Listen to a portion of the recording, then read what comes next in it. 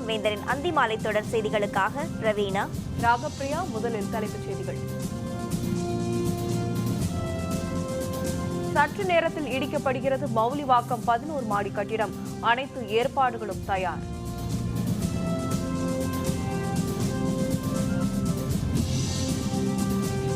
சிறுவாணியில் புதிய அணை கட்ட கேரளத்துக்கு தடை. தமிழக அரசுக்கு மத்திய அரசு கடிதம்.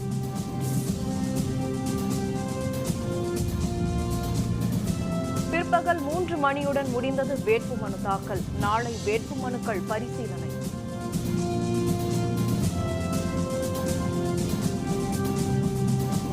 தற்கொலை செய்து கொண்ட முன்னாள் ராணுவ வீரர் குடும்பத்தினரை சந்திக்க சென்ற ராகுல் காந்தி கைது.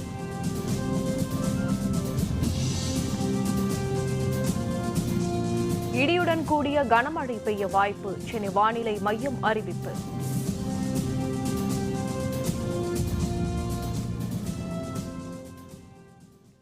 சென்னையை அடுத்த மௌலிவாக்கத்தில் பாதுகாப்பற்ற நிலையில் இருந்த 11 மாடி அடுக்குமாடி கட்டிடம் இன்னும் சற்று நேரத்தில் இடிக்கப்படுகிறது.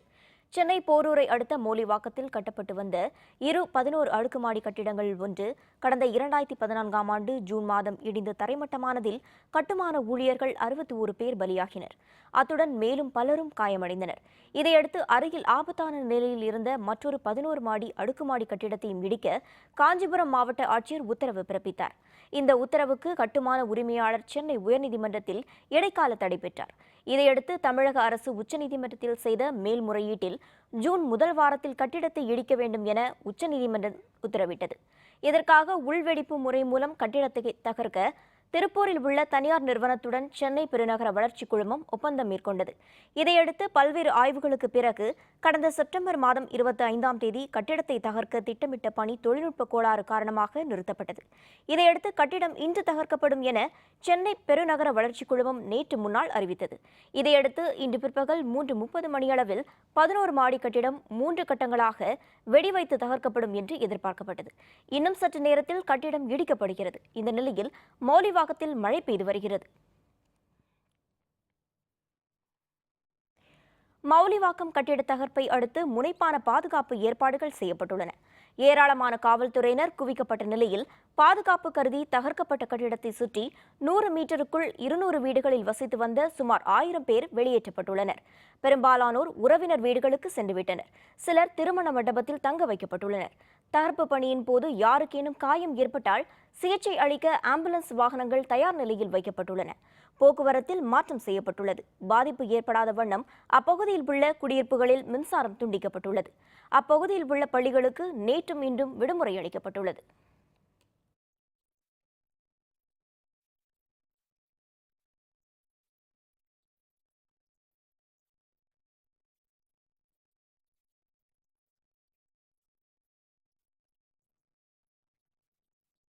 சிறுவாணியின் குறுக்கே கேரள அரசு புதிதாக தடுப்பணை கட்டும் திட்டத்திற்கு மத்திய அரசு தடை விதித்துள்ளது. இந்த தடை உத்தரவு கோவை, திருப்பூர், ஈரோடு உள்ளிட்ட மாவட்ட விவசாயிகளிடம் மகிழ்ச்சியை ஏற்படுத்தியுள்ளது. சிறுவாணி ஆற்றின் குறுக்கே அட்டப்பாடி பகுதியில் 1000 கோடி ரூபாய் மதிப்பில் புதிய தடுப்பணை கட்ட கேரள அரசு திட்டமிட்டது. இதன் மூலம் 4.5 TMC தண்ணீரை கேரள பகுதிகளுக்குள் திருப்பி விடுவது இந்த திட்டத்தின் முக்கிய நோக்கமாகும். இதற்காக மத்திய அரசிடம் கேரள அரசு அனுமதி கோரி மனு அனுப்பியது.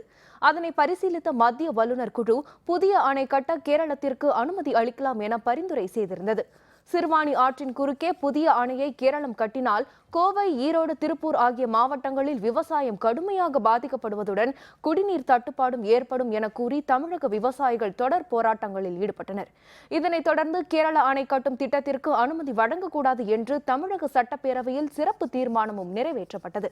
இந்நிலையில் புதிய அணை கட்டும் கேரள அரசின் திட்டத்திற்கு தடை விதித்துள்ள மத்திய அரசு கட்டுமான பணியை நிறுத்தி வைக்க வேண்டும் எனவும் உத்தரவிட்டுள்ளது.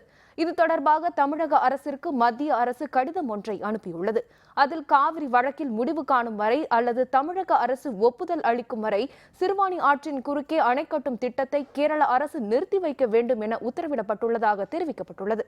மத்திய அரசின் இந்த உத்தரவு கோவை, திருப்பூர், ஈரோடு ஆகிய மாவட்டங்களைச் சேர்ந்த அனைத்து தரப்பு மக்களிடமும் மகிழ்ச்சியை ஏற்படுத்தியுள்ளது. இதனிடையே மத்திய அரசின் தடையை எதிர்த்து உச்சநீதிமன்றத்தில் வழக்கு தொடர கேரள அரசு முனைப்பு காட்டி வருவதாக தகவல் வெளியாகியுள்ளது.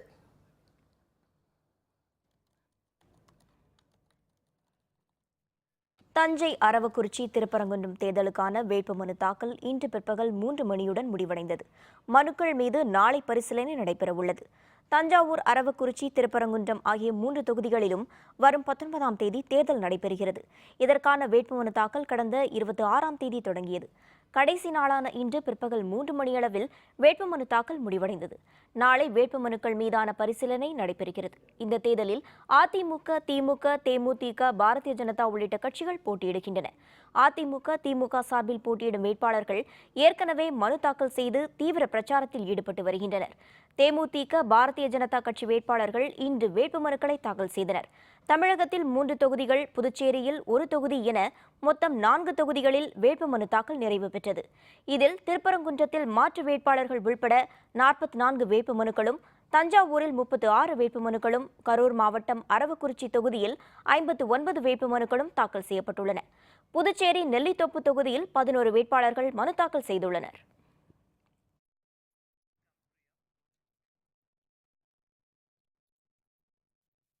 புதுச்சேரி நெல்லித்தோப்பு தொகுதி இடைத்தேர்தலில் அதிமுகவிற்கு ஆதரவு அளிப்பதாக என்ஆர் காங்கிரஸ் கட்சியின் தலைவர் ரங்கசாமி தெரிவித்துள்ளார்.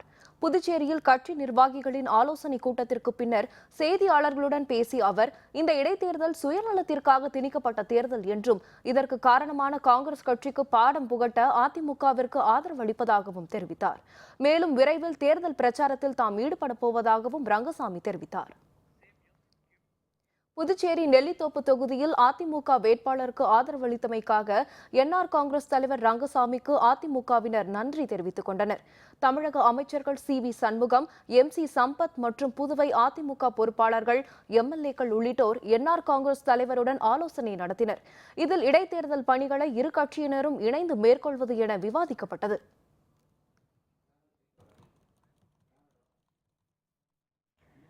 நெல்லித்தோப்பு இடைத்தேர்தலில் காங்கிரஸ் கட்சி சார்பில் போட்டியிடும் முதல்வர் நாராயணசாமி இன்று தனது வேட்புமனுவை தாக்கல் செய்தார். வேட்புமனு தாக்கல் செய்ய இறுதி நாளான இன்று புதுச்சேரி தொழிலாளர் மற்றும் வணிகத்துறை அலுவலகத்தில் கட்சி நிர்வாகிகள் மற்றும் கூட்டணி கட்சி பொறுப்பாளர்களுடன் சென்று அவர் மனு தாக்கல் செய்தார். வேட்புமனுவை தேர்தல் நடத்தும் அலுவலர் மலர்கண்ணன் பெற்றுக்கொண்டார். நாராயணசாமிக்கு மாற்று வேட்பாளராக யாரும் மனு தாக்கல் செய்யவில்லை. ஒரே பதவி ஒரே ஓய்வூதிய திட்டத்தை அமல்படுத்தாமல் இழுத்தடிப்பதாக கூறி புதுதில்லியில் முன்னாள் ராணுவ வீரர் தற்கொலை செய்து கொண்டார். அவரது உறவினர்களுக்கு ஆறுதல் கூறச் சென்ற காங்கிரஸ் கட்சியின் துணைத் தலைவர் ராகுல் காந்தி கைது செய்யப்பட்டார். ராணுவத்துறையை சேர்ந்தவர்களுக்கு ஒரே பதவி ஒரே ஓய்வூதியம் என்ற அடிப்படையை கடைபிடிக்க வலியுறுத்தி முன்னாள் ராணுவத்தினர் தொடர் போராட்டங்களில் ஈடுபட்டு வருகின்றனர். இந்நிலையில் இந்த திட்டத்தை அமல்படுத்துவதில் மத்திய அரசு காலதாமதம் செய்வதாக கூறி முன்னாள் ராணுவ வீரர் ராம் கிஷான் கிரிவால் புதுதில்லியில் நேற்று நஞ்சு அருந்தி தற்கொலை செய்து கொண்டார். அவரின் உடல் அங்குள்ள ராம் மனோகர் லோக்கியா மருத்துவமனையில் உடற்கூறு ஆய்விற்காக வைக்கப்பட்டுள்ளது. இந்நிலையில் அவரது உறவினர்களுக்கு ஆறுதல் கூறுவதற்காக காங்கிரஸ் கட்சியின் துணைத் தலைவர் ராகுல் காந்தி இன்று நண்பகல் மருத்துவமனைக்கு சென்றார். ஆனால் அங்கு பாதுகாப்பு பணியில் ஈடுபட்டிருந்த காவல்துறையினர் ராகுல் காந்தியை மருத்துவமனைக்குள் அனுமதிக்க மறுத்தனர். அதற்கு காங்கிரஸ் கட்சியினர் கடும் எதிர்ப்பு தெரிவித்தனர். இதனைத் தொடர்ந்து மருத்துவர்களை பணி செய்ய விடாமல் தடுத்ததாக கூறி ராகுல் காந்தியை கைது செய்த காவல்துறையினர் அவரை மந்திர் மார்க் காவல் நிலையத்திற்கு அழைத்துச் சென்றனர். சிறிது நேரத்திற்கு பின்னர் அவர் விடுதலை செய்யப்பட்டார். இதனிடையே ராம் மனோகர் லோக்கியா மருத்துவமனைக்கு வந்த தில்லி துணை முதல்வர் சிசோடியாவும் நுழைவு வாயில் முன்பு காவல்துறையினரால் தடுத்து நிறுத்தப்பட்டார். முன்னதாக தில்லி முதல்வர் அரவிந்த் கெஜ்ரிவால் பிரதமர் நரேந்திர மோடி ஆட்சியில் விவசாயிகளும் ராணுவ வீரர்களும் தொடர்ந்து தற்கொலை செய்து கொண்டு வருவதாக குற்றம் சாட்டினார்.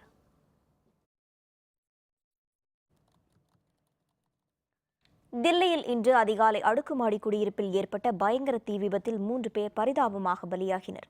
தில்லியின் வடகிழக்கு பகுதியில் உள்ள ஷதாரா என்ற இடத்தில் 4 மாடிகளை கொண்ட குடியிருப்பின் ஒரு வீட்டில் இன்று அதிகாலை சுமார் 5:30 மணியளவில் தீப்பிடித்தது. மளமளவென பரவிய தீ மற்ற வீடுகளுக்கும் பரவியதால் அங்கு குடியிருந்தவர்கள் அலறியபடி வெளியே ஓடி வந்தனர். தகவல் அறிந்து 5 தீயணைப்பு வாகனங்கள் அப்பகுதிக்கு விரைந்து வந்தன. தீயணைப்பு மற்றும் மீட்புக் குழுவினர் சுமார் 1 மணி நேரம் போராடி தீயை கட்டுப்படுத்தினர். இந்த விபத்தில் 3 பேர் உடல் கருகி உயிரிழந்ததாகவும் 10க்கும் அதிகமானோர் காயமடைந்ததாகவும் தகவல் வெளியாகியுள்ளது. பாகிஸ்தான் ராணுவத்திற்கு இந்திய ராணுவம் கொடுத்து வரும் பதிலடியில் அந்த தரப்பிற்கு பலத்த சேதம் ஏற்பட்டுள்ளதாக எல்லை பாதுகாப்பு படை ஐஜி உபாத்யாயா தெரிவித்துள்ளார். பாகிஸ்தான் ஆக்கிரமிப்பு காஷ்மீரில் இந்திய ராணுவம் நடத்திய துல்லிய தாக்குதலுக்கு பிறகு அந்நாட்டு ராணுவம் போர் நிறுத்த ஒப்பந்தத்தை மீறி எல்லைப் பகுதிகளில் தாக்குதல் நடத்தி வருகிறது. 60 முறைகளுக்கு மேல் அத்துமீறல் நடத்தியுள்ள பாகிஸ்தான் ராணுவம் நேற்று ஒரே நாளில் நடத்திய தாக்குதலில் 8 இந்திய வீரர்கள் பலியானார்கள். இதையடுத்து எல்லை பாதுகாப்பு படை ஐஜி உபாத்யாயா செய்தியாளர்களுடன் பேசினார். தீவிரவாதிகளை ஊடுருவச் செய்யும் முயற்சியாக பாகிஸ்தான் ராணுவம் தொடர்ந்து எல்லைப் பகுதியில் தாக்குதல் நடத்தி வருவதாகவும் அதற்கு இந்திய ராணுவம் அளித்து வரும் பதிலடியில் பாகிஸ்தான் தரப்பிற்கு பலத்த சேதம் ஏற்பட்டுள்ளதாகவும் பாதுகாப்பு படை ஐஜி தெரிவித்துள்ளார். அமெரிக்க அதிபர் தேர்தலில் திடீர் திருப்பமாக புதிய கருத்து கணிப்பில் ஹிலாரி கிளின்டனை விட டொனால்டு ட்ரம்ப் முன்னிலை பெற்றுள்ளார். அமெரிக்காவில் வரும் 8ஆம் தேதி அதிபர் தேர்தல் நடைபெறுகிறது. இதில் ஜனநாயக கட்சி சார்பில் ஹிலாரி கிளின்டனும் குடியரசுக் கட்சி சார்பில் டொனால்டு ட்ரம்பும் போட்டியிடுகின்றனர். தேர்தலுக்கு இன்னும் 6 நாட்களே உள்ள நிலையில் பல்வேறு கருத்து கணிப்புகளில் ஹிலாரி கிளின்டன் தொடர்ந்து முன்னிலையில் இருந்து வந்தார். இந்நிலையில் சமீபத்தில் வாஷிங்டன் போஸ்ட் ABC நியூஸ் நடத்திய கருத்து கணிப்பில் ஹிலாரியை பின்னுக்கு தள்ளி ட்ரம்ப் முன்னிலை பெற்றுள்ளதாக தகவல் வெளியாகியுள்ளது. இதில் டொனால்டு ட்ரம்புக்கு 46% ஆதரவும் ஹிலாரிக்கு 45% ஆதரவும் கிடைத்துள்ளதாக தெரியவந்துள்ளது. தற்போது 1% முன்னிலையுடன் ட்ரம்ப் உள்ளார். இதில் ஆண்கள் ஆதரவு ட்ரம்புக்கும் பெண்களின் ஆதரவு ஹிலாரிக்கும் அதிகம் உள்ளதாக கருதப்படுகிறது.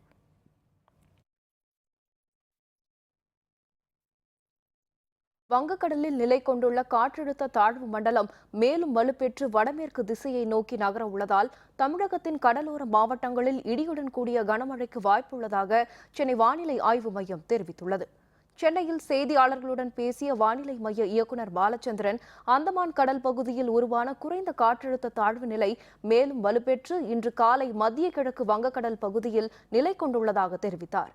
அது மேலும் வலுப்பெற்று காற்றழுத்த மண்டலமாக மாறி வடமேற்கு திசையை நோக்கி நகர உள்ளதால் அடுத்த 24 மணி நேரத்தில் தமிழகம் மற்றும் புதுச்சேரியில் பெரும்பாலான இடங்களில் கனமழை பெய்யும் எனவும் தெரிவித்தார்.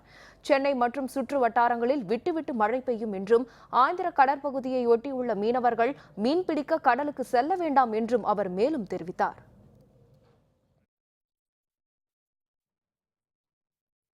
கிறிஸ்துவர்களின் கல்லறை திருநாள், முன்னோர்களுக்கு படையலிட்டு அஞ்சலி. விவரம் விளம்பர இடைவேளைக்கு பிறகு.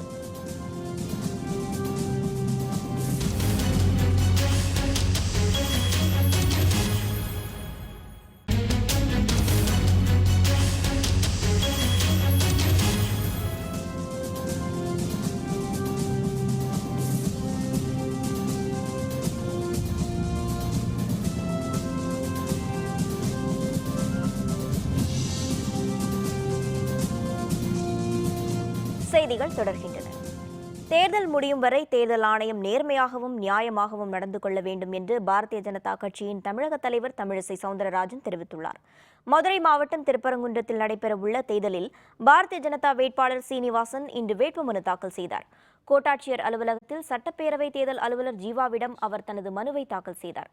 மனு தாக்கலின் போது தமிழக பாரதிய ஜனதா தலைவர் தமிழிசை சவுந்தரராஜன், இந்திய மக்கள் கல்விக் கழக தலைவர் தேவநாதன் ஆகியோர் உடனிருந்தனர்.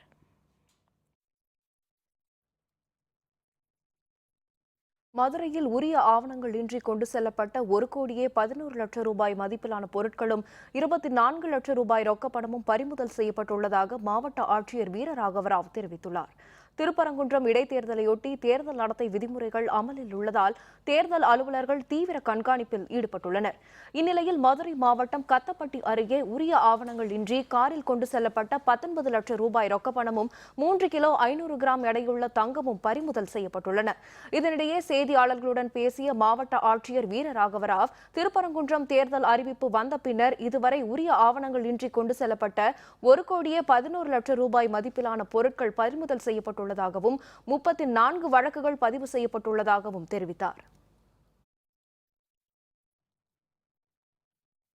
சிறுவாணி ஆற்றின் குறுக்கே அட்டப்பாடி பகுதியில் கேரள அரசு அணை கட்டும் திட்டத்தை முழுமையாக கைவிடும் வகையில் மத்திய அரசு நடவடிக்கை எடுக்க வேண்டும் என விவசாய சங்கங்கள் வேண்டுகோள் விடுத்துள்ளன.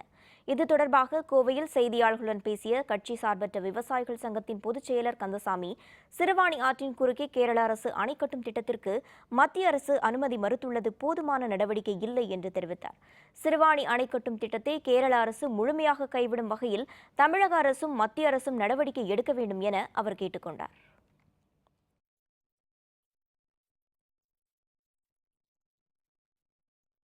கண்டலேறு அணையிலிருந்து தண்ணீர் திறக்கப்படுவதாலும் நீர்பிடிப்பு பகுதிகளில் பெய்து வரும் மழையாலும் பூண்டி ஏரியின் நீர்மட்டம் உயர்ந்து வருகிறது. கிருஷ்ணா நதிநீர் பங்கீட்டு திட்டத்தின்படி ஆந்திர அரசு கடந்த 11ஆம் தேதி கண்டலேறு அணையிலிருந்து தண்ணீர் திறந்துவிட்டது. அந்த தண்ணீர் பூண்டி ஏரியை கடந்த 20ஆம் தேதி வந்தடைந்தது. படிப்படியாக தண்ணீர் திறப்பு அதிகரிக்கப்பட்டு தற்போது வினாடிக்கு 1300 கன அடி நீர் திறந்துவிடப்படுகிறது. இதனிடையே ஏரியின் நீர்பிடிப்பு பகுதிகளில் தொடர்ந்து மழை பெய்து வருகிறது. இதனால் பூண்டி ஏரியின் நீர்மட்டம் உயர்ந்து வருகிறது. 17.50 அடியாக இருந்த ஏரியின் நீர்மட்டம் 2.25 அடியாக உயர்ந்து 19.75 அடியாக உயர்ந்துள்ளது. 229 மில்லியன் கன அடி நீர் இருப்பு உள்ளது. பூண்டி ஏரியிலிருந்து புழல் ஏரிக்கு லிங்க் கால்வாய் மூலம் வினாடிக்கு 180 கன அடி நீரும், பேபி கால்வாய் மூலம் வினாடிக்கு 25 கன அடி நீரும் திறந்துவிடப்படுகிறது.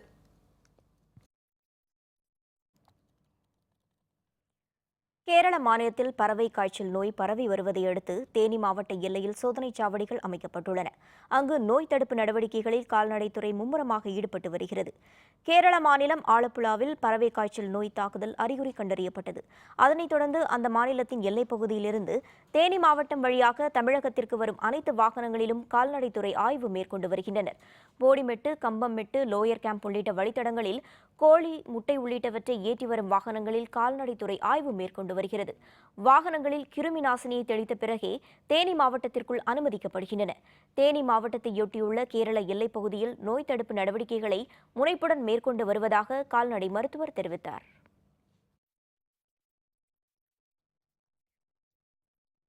திருச்சியில் குடும்ப தகராறின் காரணமாக அண்ணன், தம்பி ஆகியோர் வெட்டி கொலை செய்யப்பட்டனர். திருச்சியில் உள்ள கோப்பு பகுதியைச் சேர்ந்த கணேசன் என்பவருக்கு 3 மகன்கள். ராஜா, கோபி, பூபதி ஆகிய 3 நபர்களுக்கும் திருமணமாகி அவரவர் குடும்பத்துடன் வசித்து வருகின்றனர். ஆட்டோ ஓட்டுநரான ராஜா தனது கடைசி சகோதரர் பூபதி மற்றும் நண்பர் வடிவேலு ஆகியோருடன் இன்று காலை கோப்பு பாலம் அருகே சென்று கொண்டிருந்தார். அப்போது அங்கு வந்த அடையாளம் தெரியாத நபர்கள் ராஜா மற்றும் பூபதியை கூர்மையான ஆயுதங்களால் வெட்டியுள்ளனர். இதில் 2 பேரும் அதே இடத்தில் பலியாகினர். காயமடைந்த வடிவேலு தப்பி ஓடிவிட்டார். தகவல் அறிந்து விரைந்து வந்த ஜீயபுரம் காவல்துறையினர் விசாரணையில் ஈடுபட்டனர். இதில் குடும்ப தகராறின் காரணமாக ராஜா, பூபதி ஆகியோரின் உறவினரே கூலிப்படையை வைத்து கொலை செய்துள்ளது முதற்கட்ட விசாரணையில் தெரியவந்துள்ளதாக காவல்துறையினர் தெரிவித்தனர்.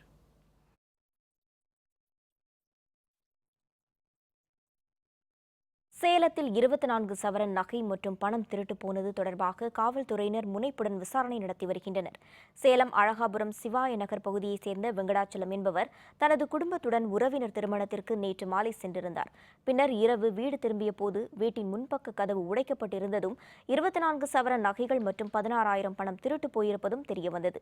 இதுகுறித்து அழகாபுரம் காவல்துறையினருக்கு அளித்த புகாரின் அடிப்படையில் சம்பவ இடத்திற்கு வந்த காவல்துறையினர் மற்றும் கைரேகை வல்லுநர்கள் விசாரணை நடத்தி வருகின்றனர்.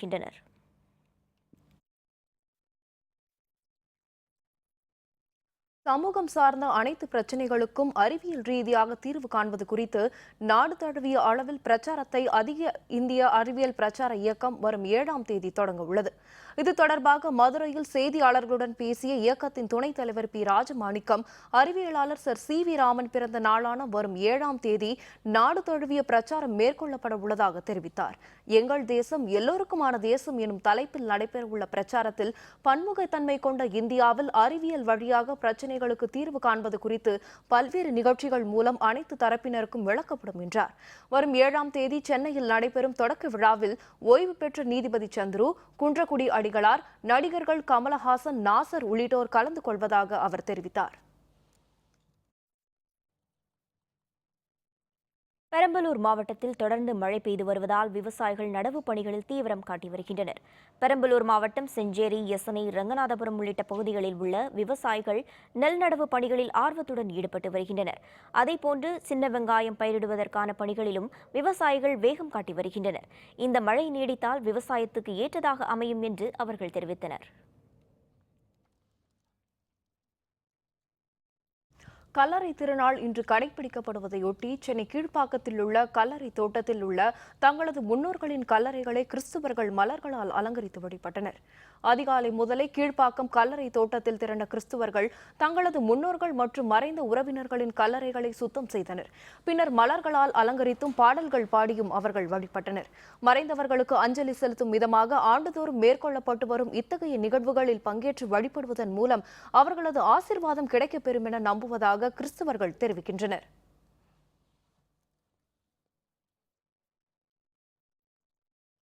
திருச்சியில் கல்லறை திருநாளையொட்டி கிறிஸ்துவர்கள் தங்களது முன்னோர்களின் கல்லறைகளை மலர்களால் அலங்கரித்து மெழுகுவர்த்தி ஏந்தி வழிபட்டனர். உலகம் முழுவதிலும் உள்ள கிறிஸ்துவர்கள் நவம்பர் 2ஆம் தேதியை கல்லறை திருநாளாக அனுசரித்து வருகின்றனர். இதன்படி இன்று காலையில் தேவாலயங்களில் சிறப்பு திருப்பலிகள் நடைபெற்றன. திருப்பலியில் பங்கேற்ற கிறிஸ்துவர்கள் தங்களது முன்னோர்கள் மற்றும் மறைந்த உறவினர்களின் கல்லறைகளுக்கு சென்று சுத்தம் செய்து மலர்களால் அலங்கரித்தனர்.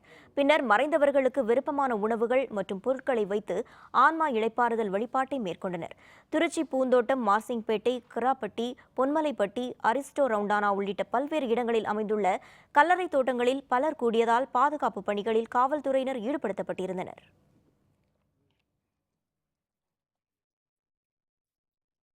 கிறிஸ்தவர்கள் தங்களது இறந்தவர்களின் முன்னோர்களை நினைவுகூரும் வகையில் ஆண்டுதோறும் நவம்பர் 2ஆம் தேதியான இன்று கல்லறை திருநாள் கடைபிடிக்கின்றனர். மதுரை மாவட்டத்தில் உள்ள கிறிஸ்தவர்கள் தங்களது முன்னோர்களை அடக்கம் செய்த கல்லறைக்கு அதிகாலையில் வந்து அவற்றை சுத்தம் செய்து அவற்றுக்கு வண்ணம் பூசி அழகுபடுத்தினர். பின்னர் கல்லறைக்கு மாலை அணிவித்து இறந்த முன்னோர்களுக்கு பிடித்த உணவு வகைகளை படையலிட்டு வணங்கினர். இதன் மூலம் முன்னோர்களின் நல்லாசி கிடைக்கும் என அவர்கள் தெரிவித்தனர்.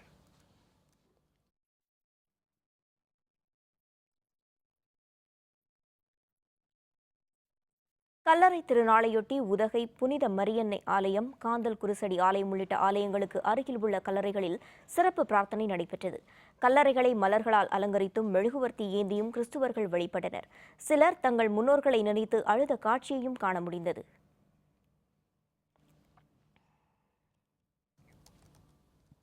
நாமக்கல் மாவட்டம் ராசிபுரத்தில் உள்ள அருள்மிகு ஸ்ரீ நித்திய சுமங்கலி மாரியம்மன் கோவில் திருவிழாவில் பூசாரியிடம் சாட்டையடி வாங்கி பக்தர்கள் தங்கள் நேர்த்தி கடனை செலுத்தினர். ராசிபுரத்தில் உள்ள அருள்மிகு ஸ்ரீ நித்திய சுமங்கலி மாரியம்மன் கோவிலில் கடந்த 20ஆம் தேதி திருவிழா தொடங்கியது. நாள்தோறும் அம்மனுக்கு சிறப்பு ஆராதனைகள் நடைபெற்று வந்த நிலையில் விழாவின் முக்கிய நிகழ்வாக பக்தர்கள் இன்று தங்கள் நேர்த்தி கடனை செலுத்தினர். நாணயங்கள் நிரப்பப்பட்ட பானையை சுமந்தபடி சென்ற கோவில் பூசாரி கோவில் வளாகத்தில் வரிசையாக படுத்திருந்த பக்தர்களை ஒவ்வொருவராக கடந்து சென்றார். பின்னர் சிறுவர், சிறுமியர், பெண்கள் உள்பட அனைத்து தரப்பினரும் பூசாரியிடம் சாட்டையடி வாங்கி தங்கள் வேண்டுதலை நிறைவேற்றினர். இந்த விழாவில் உள்ளூர் மட்டுமின்றி நாமக்கல் மாவட்டத்தின் பல்வேறு பகுதிகளைச் சேர்ந்த பக்தர்களும் திரளாக கலந்து கொண்டனர். ISL இன்றைய போட்டி சென்னை மும்பை மோதல். விவரம் விளம்பர இடைவேளைக்கு பிறகு.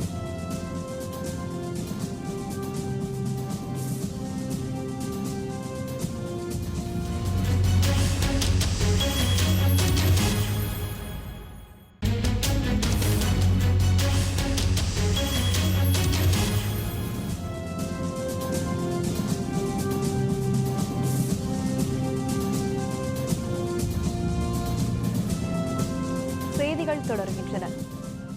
வியட்நாம் நாட்டில் பெய்த கனமழையால் ஏற்பட்ட வெள்ளப்பெருக்கில் சிக்கி 2 பேர் பலியாகினர். தெற்கு சீன கடல் பகுதியில் தோன்றிய புயல் காரணமாக வியட்நாமில் கனமழை கொட்டி தீர்த்தது. குவாங்பின் மற்றும் ஹாதின் மாகாணங்களில் 30,000த்திற்கும் அதிகமான வீடுகள் நீரில் மூழ்கின. சாலைகளில் ஆறு போல் வெள்ள நீர் ஓடுகிறது. இதன் காரணமாக முக்கிய சாலைகள் துண்டிக்கப்பட்டதால் உணவுப் பொருட்கள் கொண்டு செல்ல இயலாத நிலை ஏற்பட்டுள்ளது. வெள்ளப்பெருக்கில் சிக்கி 2 பேர் கொல்லப்பட்டதாகவும் மீட்பு பணிகள் நடைபெற்று வருவதாகவும் அந்நாட்டு அரசு தெரிவித்துள்ளது.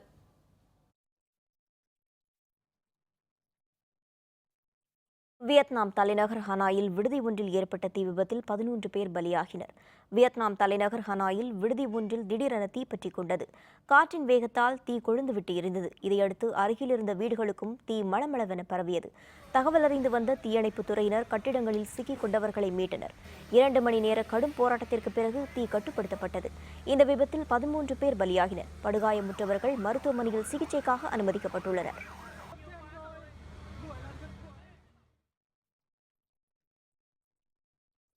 சிரிய கிளர்ச்சியாளர்கள் வசம் உள்ள பகுதிகளை மீட்க அந்நாட்டு ராணுவம் தீவிரமாக சண்டையிட்டு வரும் நிலையில் ஒன்றுமறியா மக்கள் மீது தாக்குதல் நடத்தப்படுவதாக ஐக்கிய நாடுகள் அவை குற்றம் சாட்டியுள்ளது.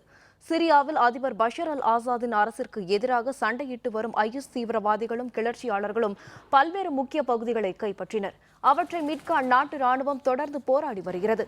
இந்நிலையில் அலப்போ நகரில் கிளர்ச்சியாளர்கள் வசம் உள்ள பகுதிகளை மீட்க சிரிய ராணுவம் தாக்குதலை தீவிரப்படுத்தியுள்ளது. மேற்கு அலப்போ பகுதியில் அண்மையில் நடத்தப்பட்ட வான்வழி தாக்குதல்களில் 40 பேர் கொல்லப்பட்டனர். பல கட்டிடங்கள் தரைமட்டமாகின. இதனிடையே அலப்போ நகரில் ஒன்றுமறியா மக்கள் மீது தாக்குதல் நடத்தப்படுவதாகவும் போர்க்குற்றச் செயல்கள் தொடர்ந்து நடைபெற்று வருவதாகவும் ஐக்கிய நாடுகள் அவை செய்தி தொடர்பாளர் ரவீனா சம்தாசனி குற்றம் சாட்டியுள்ளார்.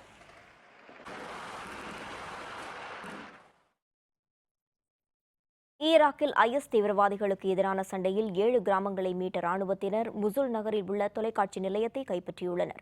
ஈராக்கில் சதாம் ஹுசேனின் ஆட்சி வீழ்த்தப்பட்ட பிறகு தீவிரவாத தாக்குதல் தொடர்ந்து நடைபெற்று வந்தன. தீவிரவாதத்தை ஒடுக்கும் வகையில் அமெரிக்க கூட்டுப்படைகள் ஈராக்கில் முகாமிட்டு தாக்குதல் நடத்தி வந்தன. கடந்த 2003ஆம் ஆண்டு ஈராக்கில் அமெரிக்க படைகள் விலக்கிக் கொள்ளப்பட்டன.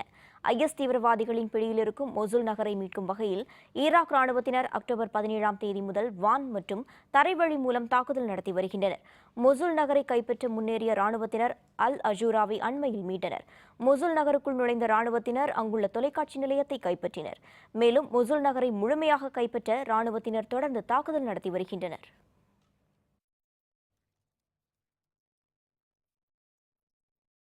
பாகிஸ்தானின் கராச்சி நகரை ஒட்டிய கடானி துறைமுகத்தில் பழைய எண்ணெய் கப்பலின் டேங்கர் வெடித்து சிதறியதால் 10 தொழிலாளர்கள் பலியாகினர். 50க்கும் அதிகமானோர் படுகாயமுற்றனர். கராச்சி துறைமுக நகருக்கு வடகிழக்கு பகுதியில் உள்ள கடானி என்ற இடத்தில் பயனற்ற கப்பல்களை உடைக்கும் துறைமுகம் அமைந்துள்ளது. காலாவதியான ஒரு எண்ணெய் கப்பலின் டேங்கரை வெட்டி எடுக்கும் பணியில் தொழிலாளர்கள் ஈடுபட்டிருந்தனர். அப்போது எதிர்பாராத விதமாக கப்பலின் ஒரு பகுதி திடீரென வெடித்து சிதறியது. இதனால் ஏற்பட்ட தீயில் சிக்கி 10 பேர் பலியாகினர். தீக்காயமுற்ற 50க்கும் அதிகமானோர் மருத்துவமனையில் அனுமதிக்கப்பட்டுள்ளனர்.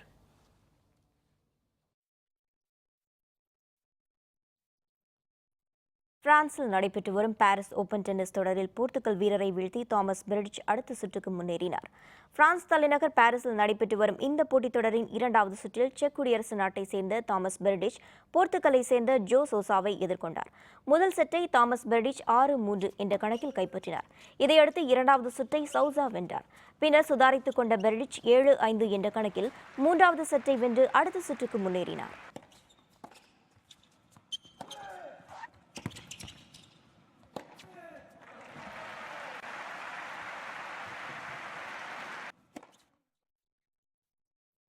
இங்கிலாந்திற்கு எதிரான டெஸ்ட் கிரிக்கெட் தொடரில் பங்கேற்கும் இந்திய அணி வீரர்களின் பட்டியல் இன்று அறிவிக்கப்பட்டது. இந்தியாவில் சுற்றுப்பயணம் மேற்கொள்ளும் இங்கிலாந்து அணி 5 டெஸ்ட் போட்டிகள் கொண்ட தொடரில் விளையாடுகிறது.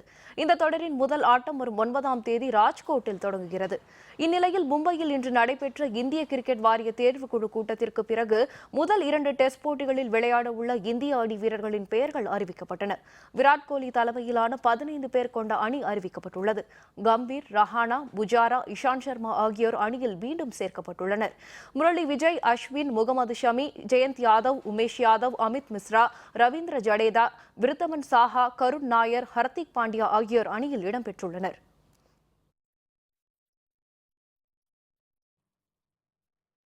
இந்தியன் சூப்பர் லீக் கால்பந்து தொடரின் இன்றைய போட்டியில் சென்னை அணி மும்பை அணியை எதிர்கொள்கிறது. இந்தியன் சூப்பர் லீக் கால்பந்து தொடரின் 28வது லீக் போட்டி சென்னையில் உள்ள ஜவஹர்லால் நேரு திடலில் இன்று இரவு 7 மணிக்கு தொடங்குகிறது. இதில் சென்னை அணி மும்பை அணியுடன் பலப்பரீட்சை நடத்துகிறது. இதுவரை 7 போட்டிகளில் விளையாடியுள்ள மும்பை அணி 3 வெற்றிகளுடன் 11 புள்ளிகள் பெற்று புள்ளிப்பட்டியலில் 2வது இடத்திலும், சென்னை அணி விளையாடிய 6 போட்டிகளில் 2இல் வென்று 9 புள்ளிகளுடன் 5வது இடத்திலும் உள்ளன. மீண்டும் தலைப்புச் செய்திகள். சற்று நேரத்தில் இடிக்கப்படுகிறது பவுலிவாக்கம் 11 மாடி கட்டிடம். அனைத்து ஏற்பாடுகளும் தயார்.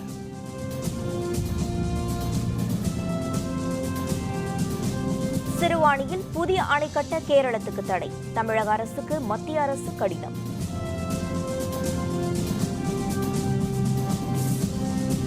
பிற்பகல் 3 மணியுடன் முடிந்தது வேட்புமனு தாக்கல். நாளை வேட்புமனுக்கள் பரிசீலனை.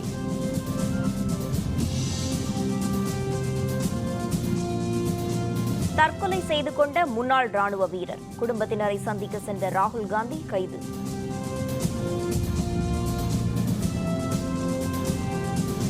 இடியுடன் கூடிய கனமழை பெய்ய வாய்ப்பு. சென்னை வானிலை மையம் அறிவிப்பு.